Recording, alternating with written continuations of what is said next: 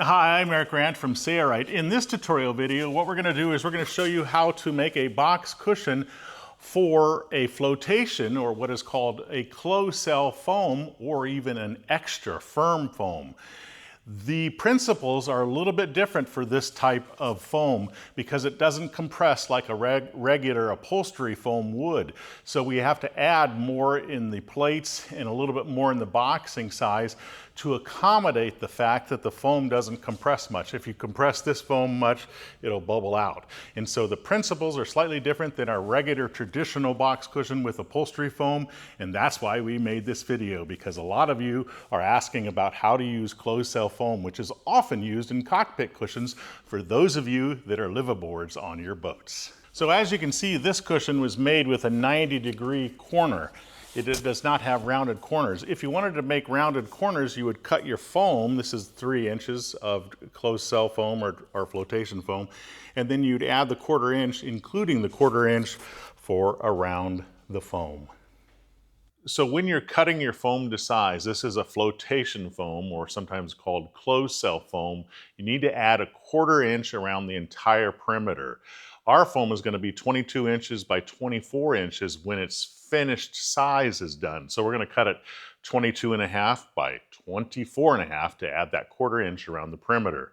So closed cell foam, or flotation foam, is sold in a 1.5 inch thickness at its maximum, and also a 1/2 inch. So we need to glue sheets together because we're going to go with a 3 inch foam thickness. So I have my foam here, and I'm going to glue this section to that section. I've already marked it to the right size that we're going to cut it, but I'm going to cut it oversized so we can glue it.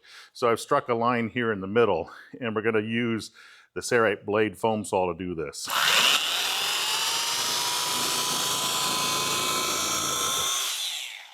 Okay, so I'm not very accurate with that. It doesn't matter because it's oversized. Now we're going to use CushionRite spray adhesive, and we're going to glue these two pieces together. I'll use this one as my top sheet since it already is marked. And we'll shake it up, and we want to apply it to both surfaces. Since it's oversized, I don't have to go all the way to the edges, which means I probably don't need to worry about protecting the tabletop surface. So we're going to spray this side, and then when I'm done spraying this side, I'm going to flip this over, and we're going to do the same thing to that one.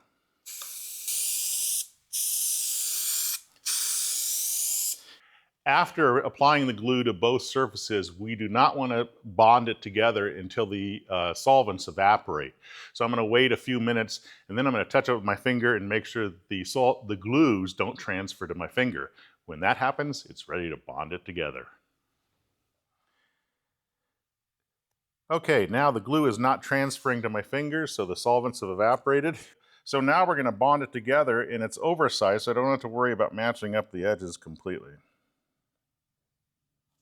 I'm going to use the Sailrite blade foam saw because it has this base, and I can make almost a perfect 90-degree cut on the side. So I'm going to put this under here because this matches the base of the saw. It's just 2 rulers taped together, yardsticks I should say, and that will make my cut a little bit straighter. Just a little trick of the trade, and we're going to cut all around the perimeter.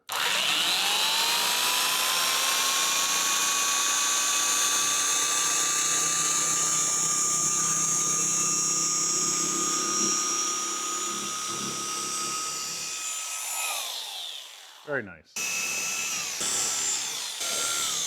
Okay, so our foam is cut to size, 1/4 inch larger than our desired finish size. And if you'd like, you can, oh yeah, sorry. So our foam is cut to size, 1/4 inch larger than our desired finish size around the entire perimeter.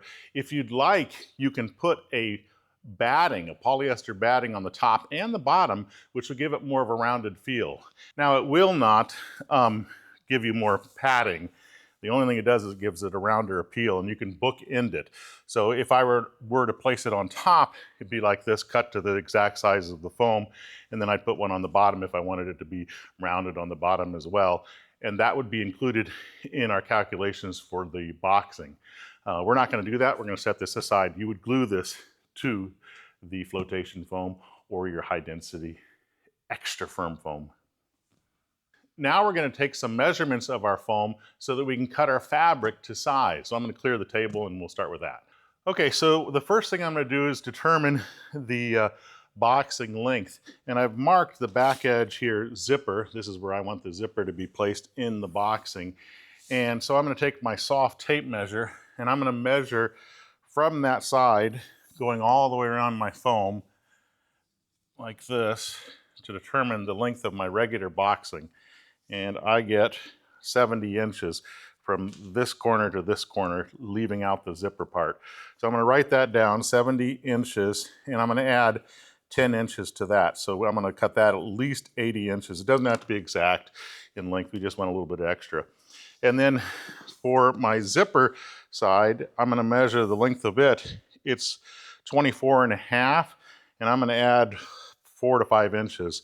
So 24 and a half, and I'll just add 5 inches to that. So that would be 29 and a half, or we'll make it 30 inches for that length.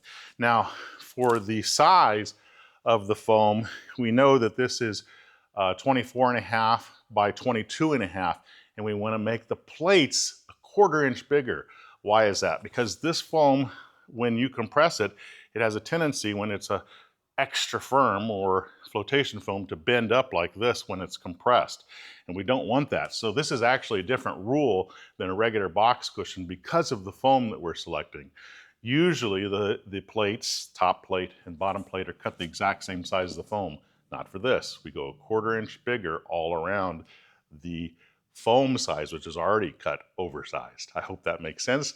We're going to mark our fabric, and I'll explain it one more time real quick. Okay, so we've marked the fabric, and I put the 2 plates on, and then I put 2 strips of the regular boxing on, which is going to be longer than what I need. That boxing thickness, because it's a closed cell foam or a flotation foam, needs to be 3/4 inch wider than the thickness of your foam. And now if you add a batting to that, say I add a 1/2 inch polyester batting to the top side, I would add another 1/4 inch to that. So just remember, your boxing needs to be 3/4 inch larger. Our standard is usually a 1/2 inch, but since the foam is so dense and doesn't compress much, that'll work much better. Then for the zipper plaque boxing at the top, which I marked, it needs to be that 3 3/4 inch for us, which is 3/4 inch wider than the foam, plus the width of the zipper that you've selected. We're using a number 5 lens zip in this situation. Those are the rules for this type of cushion, and I'm going to go ahead and cut it out with the Sailrite Edge hot knife. You don't necessarily have to, but this seals the edge and keeps them from unraveling. And I'm using Sailrite's precision cutting foot and blade, which means I don't have to have a cutting glass on the bottom side. And I love this tool. So you can get this in a corded version or the cordless. I'm obviously using the cordless, but I don't have to worry about damaging my tabletop. Don't worry about that chalk, all the fuzziness of it. This chalk, I've tested it, which you should always do. It comes off with a wet rag nicely. We've selected Sattler marine grade fabric. Sattler marine grade fabric is 100% solution dyed acrylic. It's fade resistant, water resistant, stain resistant, has an excellent warranty, and it's priced really well. Now we do have some other fabrics that you can select from on the Sailrite website, but this is what we've chosen for this project. Okay, so we're making a box cushion with the continuous boxing, though I have to join 2 strips together to make the length of 80 inches that I need to go all the way around to the back portion of the zipper. I'm going to put the 2 top plates on top of themselves, and then what I'm going to do is I'm going to do some match-up marks so that we can easily adhere the last layer when we're done. So hopefully they're the same size or very close to it. So this is the side with the zipper. I've measured it to confirm it. I'm going to fold it in half like this, and I'm going to take my fabric notchers and I'm going to just notch the middle like that. And now we have a reference for that. And I'm going to do the same thing over here on this side and the 2 short ends. We're going to find the middle, fold it to the middle, and notch it.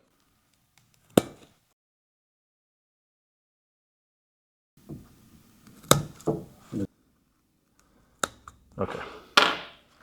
So now I'm going to move the plates aside, and we're going to join these 2 boxing strips together. Again, this is a continuous boxing, but I made 2 strips to save on fabric. So I'm going to put outside surfaces facing each other. There is no such thing as an outside surface to Sattler marine grade fabric. And I'm going to take this over to the sewing machine and we're going to sew a 1/2 inch stitch here and we're going to top stitch it. Okay, so I'm going to sew a 1/2 inch from that edge, needles in center position, and I'm doing about a 4mm stitch length, and we're using a size 20 needle with this Sattler marine grade fabric. Do a little bit of reversing and sew down to this edge with the edges matched up, and do a little bit of reversing there. Okay, that's good. Now we're going to take this and we're going to splay it open so the outside surfaces are facing each other. We're going to splay the seam allowance to either the left side or the right side. It doesn't matter, but we want to sew through it. And I'm just going to leave the stitch length at about 4mm. And I'll do a little bit of reversing, going no deeper than my 1/2 inch seam allowance so it doesn't show up. And sew my top stitch. Reverse down here at the bottom the same way. And we're done. We're going to go back to the table. Now, I've opted not to use a piping, but to actually use a vinyl piping with a Sattler marine grade or an Aldura or a Sunbrella or Sunbrella upholstery grade really looks great. You can make your own if you'd like, but if I were using piping, I'd probably use this color, and you can sew it onto the plates if you'd like, or one plate if you want it only on the top side, or you can sew it onto your boxing. Make sure if you sew it onto your boxing or your plates, you do it on the side that is the finished side. We're not going to do this, but that is an option. So I'm going to set the boxing aside, which is too long. We only need to be 80 inches, but better to be long than short. And we're going to grab the zipper plaque boxing that we cut to size. And what we're going to do with it is we're going to find the center of it with our clear acrylic ruler, and we're going to slit it in half. I'm going to fold it just to find the center so I don't have to do any math. I think it's 5 inches wide, so that would be 2.5 inches. So let's strike a line at 2.5 inches with, we're going to strike a line at 2.5 inches with our chalk pencil, and then we're going to cut it with our hot knife, and I won't show that. So now that we have that cut in half, we're going to grab our number 5 Linzip zipper. These are the molded teeth zipper, which I recommend for outdoor applications. And we're going to grab our 1/4 inch seam stick basting tape for canvas and upholstery. I almost said that wrong. And we're going to put this on both edges of the zipper flanges as close to the raw edge as possible without going over. We only need a length that is as long as these. I like to go a little bit longer by 1 inch or so, just so that I can easily get my slider on after I get this all sewn together. So that's about all I need. We'll put it on the other side as well. To adhere it down well, I'm going to use a Sailrite canvas patterning ruler. This just makes sure the double-sided tape stays down on the zipper, and especially with the acrylic fabric, because the acrylic fabric is stain and water resistant. Hardly anything sticks to it. So I like to definitely use it for that. I'm going to peel off the transfer paper, revealing the glue. Let's cut this excess off. I don't need all that. And I'm going to take this and I'm going to base this on so that the zipper goes to the inside of it. So right against this edge, leaving about 1 inch or so hanging off the edge just to make for easy installation of our slider, matching up the edges as we go. Okay, and then I'm going to definitely use the Sailrite canvas patterning ruler to make sure that it sticks, because it could come unstuck if you don't. Okay, so the fold is going to go this way. See if I can demonstrate that, like that, over top of the teeth to hide it, which means I'm going to put double-sided tape on this side right here. And we're going to fold it, and then we'll take it over to the sewing machine and sew it. So double-sided tape goes on top of the Sattler fabric, right over top of the zipper that we just pasted down. And I'll show you how we fold it. Press it down well with some object like this. Peel off the transfer paper. Okay, and then this gets folded back upon itself. And we want the fold to be in the center of the teeth. So that looks pretty good right there.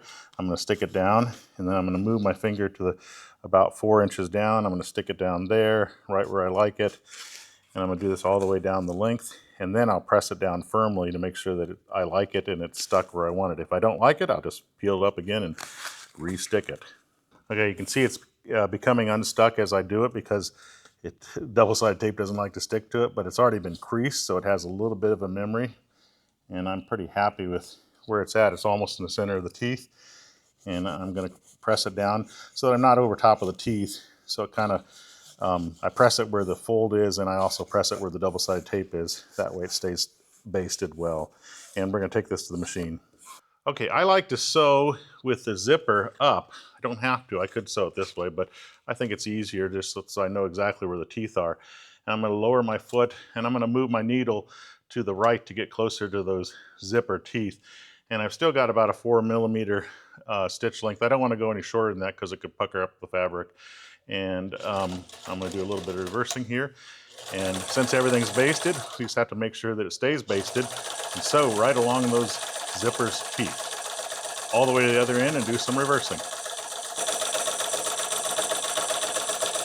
Okay, so that's what she should look like. Nice. So the process for the other side is basically the same. I'm going to peel off the transfer paper. We're not going to go all the way through this, but I'm going to try to match up the edges, the ends of this, though it's not crucial. And I'm going to baste it down to that raw edge of the zipper with the double-sided tape. And then we're going to fold it once I get this done so that the fold is exactly lined up with the other edge. So obviously we'll put double-sided tape on top of this, but I think you get the idea.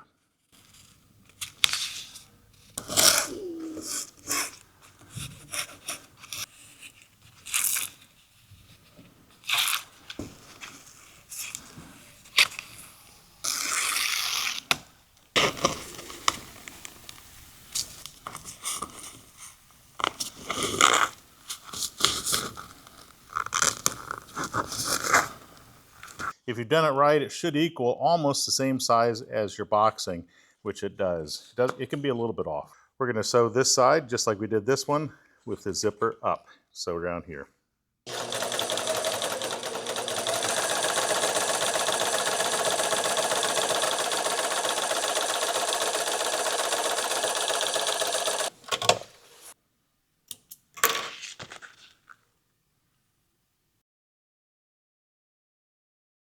So we have our zipper plaque sewn, and now we need to install the slider. If you don't do this, which I've done a lot, you'll have to tear apart your cushion again. So remember to do this. So I'm going to separate the teeth. So we're going to separate the teeth by a few inches, and we're going to install the slider so the puller is up. And this can be a little bit tricky. Sometimes I get it on right away. Sometimes it takes a while. But you want it to be kind of even as you do it. And this is a locking slider, so you have to pull on the actual tab to make it go through. And then I'm going to leave the slider close to the center. It doesn't matter. Now that we have that done, I don't ever have to worry about that. We're going to take our boxing now and make sure that the outside surface is facing up. Now we have a seam in it. I don't really care where the seam falls, but to avoid it from falling in the front of the cushion, I'm going to just leave it long. That way it'll fall on the side someplace. So with the outside surface of the boxing facing up, because we have a seam in it, we're going to take the zipper plaque boxing and its outside surface is going to face the outside surface of the other one. We're going to match up the ends. If they're a little bit off, don't worry about it. And I'm going to sew it right across here, and then we're going to make a fold so that we can tuck our slider into the little pocket. Let's take it to the machine. I'm going to put the needle in the center position. I'm going to hold onto the trailers. And I'm going to do some reversing here. And then when you sew over the teeth, just be careful that you don't get a deflected needle. The Ultra-P does a pretty good job. I like to reverse one stitch over the teeth and then do reversing here. Now notice it's a little bit off. It isn't going to make a hill of a beans of difference. See how it's off here? It'll look good in the end no matter what. So now I'm going to create a pocket. And to do that, what I do is I take my boxing and I fold it over the zipper plaque boxing by approximately 1.5 inches or so. No fast rules for this. And this way the slider can zip in. If this is the end that the slider goes in, I'm going to do it to both sides, so it doesn't really matter. With it folded like that, I'm going to tack. This is just a temporary tack so that when I actually sew it onto the plates, I don't have to worry about this. And be sure that you tack it inside of your 1/2 inch seam allowance that you're going to be taking up. That's why it's close to the edge. I'm going to do it over here as well. And there we have a nice pocket. If you are installing the piping, which we've already talked about, this is the time, if you're going to be installing it on the boxing, that you would sew it onto the boxing, because this assembly is basically ready. But we're not doing that, as we discussed earlier. I am now going to take my zipper plaque boxing, which has been sewn onto the regular boxing, and I'm going to fold the zipper plaque boxing so the ends are flush, and I'm going to find the center of it by folding it, and I'm going to notch both this side and the other side with my notcher. There and here. Oops, I want to do it this way because it's easy. Okay, so now we know where the center of the zipper plaque boxing is. So now what I'm going to do is I'm going to take my zipper plaque boxing with the notch, and I'm going to line it up to the notch where the zipper goes, which is back here on this plate. And outside surfaces would face each other. There is no outside surface of the fabric until we get things sewn, and then there is. And so they're lined up, and I like to start a little bit past the corner here. So I'm going to actually start sewing, leaving a little bit of this raw so that I can join it up. And that way I know exactly when I sew around where the boxing needs to be joined up. So I'm going to take it to the machine, and we'll start sewing right here. Okay, so what I'm going to do, this is the corner of the plate, and I'm going to actually mark my boxing. This is just a helpful step right where it is, a 1/2 inch from that edge with a pencil. And then I'm going to mark a 1/2 inch up to there. So right there is my 1/2 inch. And that way I know where I need to cut a slit. So this slit is going to go no further than a 1/2 inch, so very close to the 1/2 inch with my scissors, and that allows us to take the turn. Okay, so edges are matched up. It's a 1/2 inch from the edge of the plate down there, and I want to leave a little bit of fabric unsewn so I can join pieces together. So I'm going to start just about here, and I want to be a half inch from the edge, which is right there. And I'm going to actually sew a little bit of reversing, and I'm going to sew to that mark that we have and bury my needle, and I'm going to walk the balance wheel by hand, and I'm right across from the mark, and I'm going to make sure the needle's coming up before I lift my presser foot, and then I'm going to flip this panel, the top plate, around, which will make for a nice corner, and then I'll lower my foot, I'm sorry, and we'll sew down this side. And I'm going to put the magnetic guide on at a 1/2 inch so that I can easily sew a 1/2 inch from there and not have to look at my needle plate all the time. So if you've done it right, you should be close to your match-up mark, and we are very close. If we're a little bit off, it's no big deal, but we're almost right on. So we're going to sew to the next corner, and before we get there, we're going to stop short of that corner so we know where it's going to fall as well. And I'm almost to it. So I'm going to bury my needle so that I don't lose my spot. And I'm going to actually mark this corner just like we did the first. So I'm going to mark it a 1/2 inch from the plate edge, which is right there. And technically I don't have to mark it a 1/2 inch in because we just need to be across from that line. And then, unless you want to mark to make sure that you don't cut deeper than a 1/2 inch, but I know I won't. So right there. Now I can make that turn. So we're going to sew up to that mark, sew slowly up to here. Be right across from that mark. If you have to, roll the balance wheel by hand and use your reverse lever to position that needle right where you want it. I think it's right about there. Oh, I got to go a little bit more. So I'm going to use the reverse lever to bury it right across from it, needle coming up, lift the presser foot, rotate the assembly around this. It's a little bit thick because of that pocket. Make sure everything's flat, which it is, and lower your foot and sew around here. Okay, we're sewing through that pocket, and we're just going to do this all the way around until we are about 8 inches or so from where we began sewing. and then I'll show you what we do then. Here's my seam where I joined the boxing together, and as I said, it fell on the side of the cushion instead of the front, which is better, in my opinion. It doesn't matter, but that's where I wanted it. Okay, so now we are about 8 inches or so from this. So I'm going to just take my fabric out. I'm not even going to do any reversing here. And I'm going to join these ends together. And I want some extra fabric to create a pocket here. So I know that this is going to be joined up, you can see here, right about there. So I'm going to cut it right about there because there's no fast rule. You just want to have extra. And no reason to use a hot knife. Cut straight across so it's 90 degrees. Okay, get rid of that. And then we want outside surfaces facing each other. So this is clearly the outside surface here, and that is here. So we're going to sew these two ends together 1/2 inch from this edge. And there's not a lot of room to do this, so you might want to pin it or staple it. I'm going to just hold it and do it.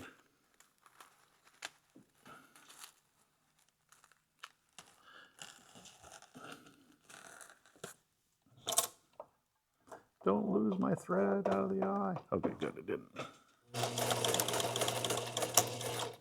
Did some reversing. I'm going to move this because the zipper is going to run into it. Lined up pretty good.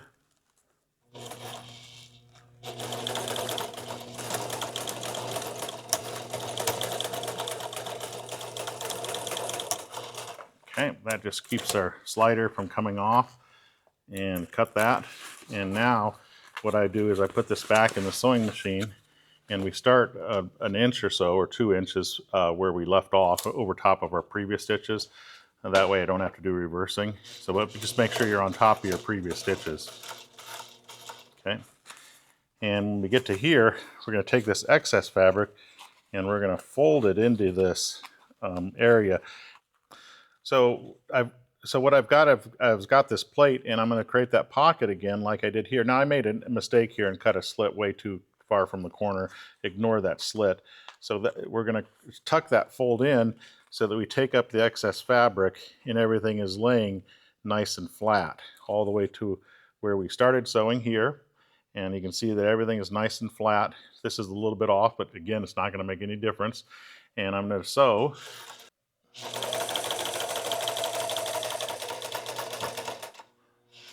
Okay. So I got a little bit of a bubble there. I'm going to lift my foot and push that down to make sure that it doesn't show up.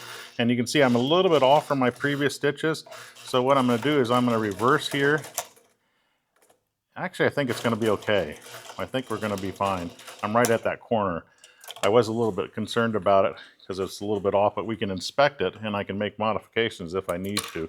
To inspect it, just do this, fold it right side out, and take a look at that corner.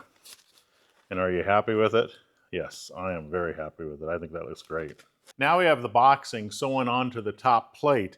And now I'm going to take my match-up marks and I'm going to transfer them because we have match-up marks on the opposite plate. So I can see a match-up mark right here. And all I'm going to do is basically just move that to the boxing. And sometimes I just do it with a clear acrylic ruler so that I can be perpendicular to that mark, which means it goes right here. Okay, and I'm going to do that to all the sides where I have a match-up mark, transferring it to the boxing.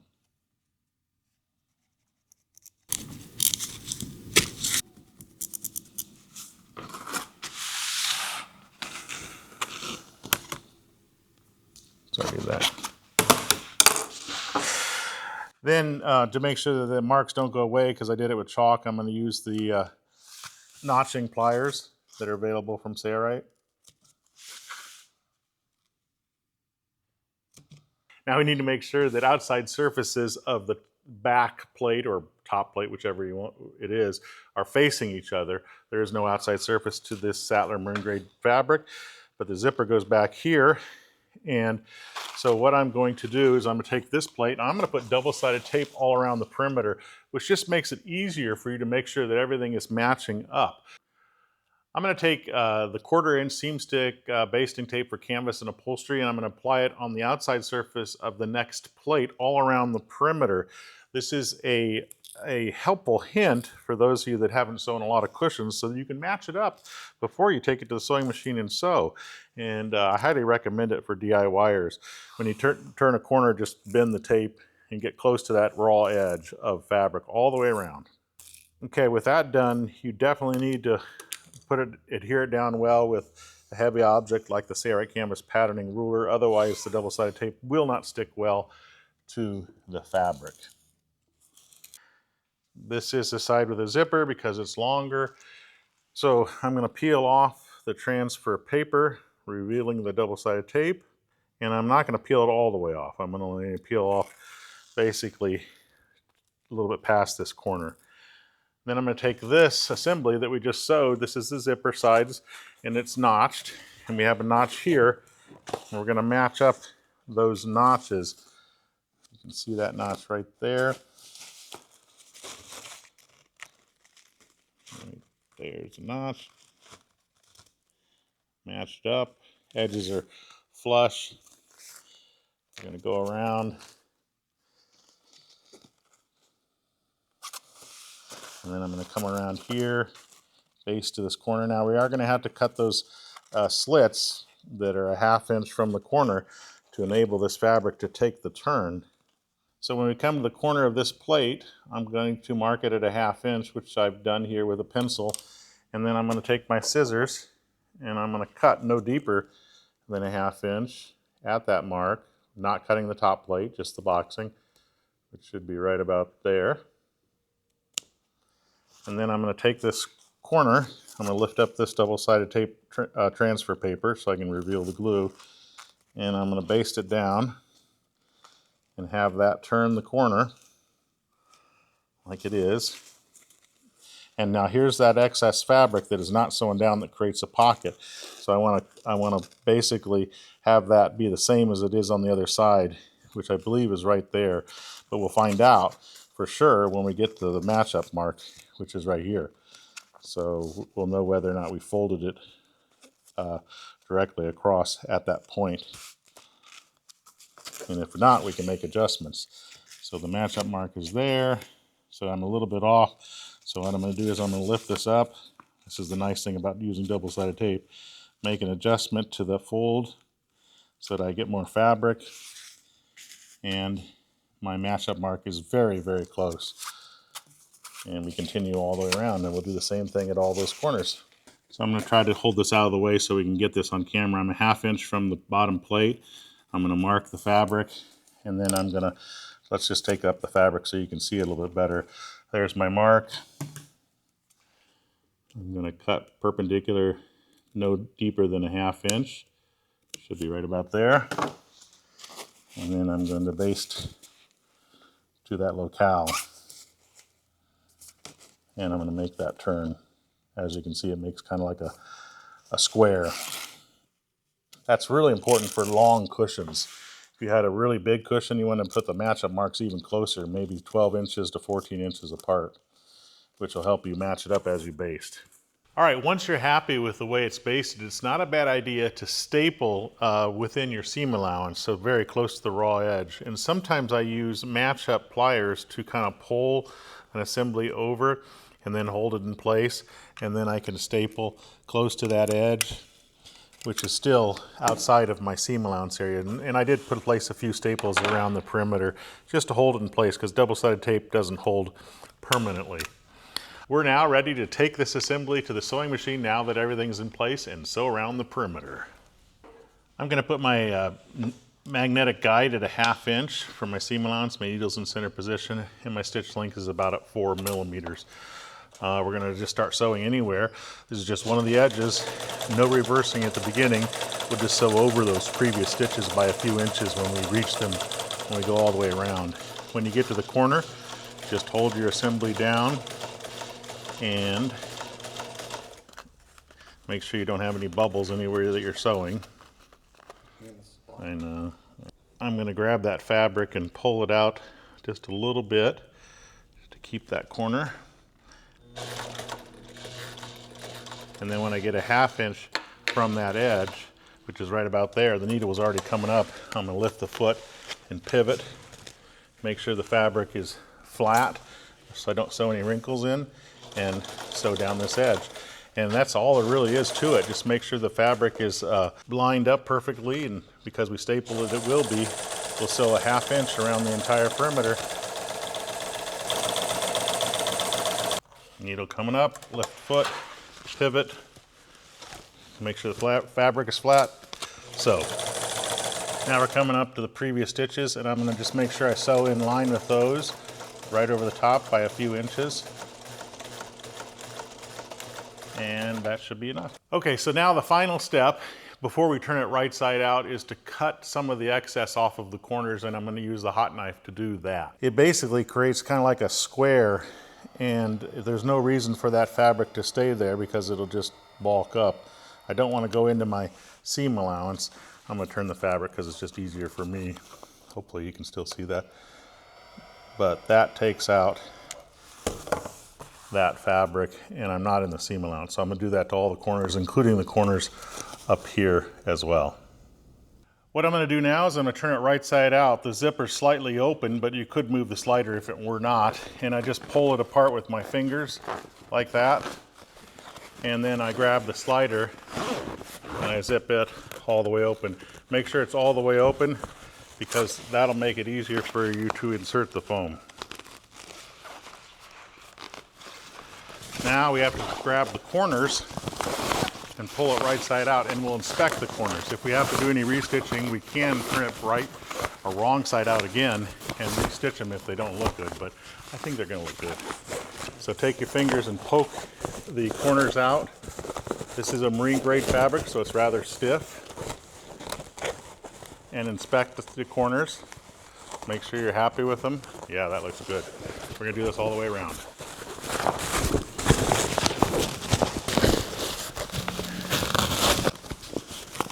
Okay, so that is a corner, and that's the way it should look.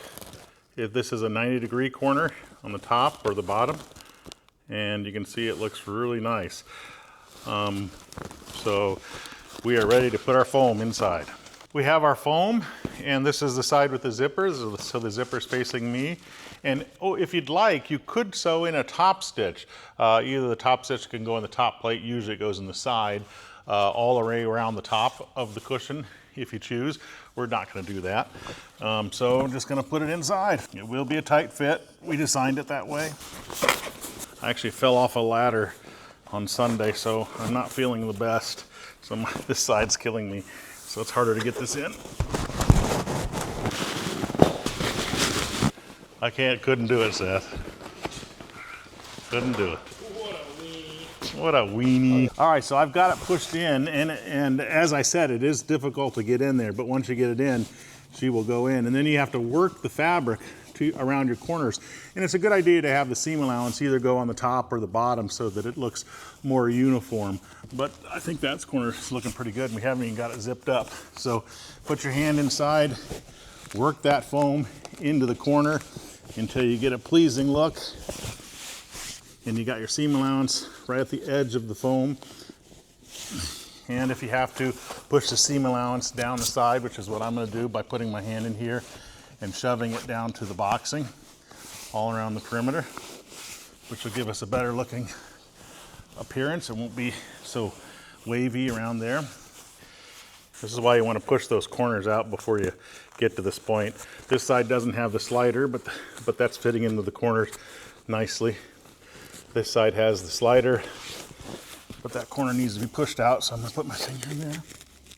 Now I haven't turned it over to look at the other side. We will do that, and we can still make adjustments even when it's shut. Our cushion is now complete. If you'd like to watch more tutorial videos about projects like this, we have thousands on our Sailrite YouTube channel. Be sure to subscribe and click the bell to be notified when those videos are available. And again, thanks for watching.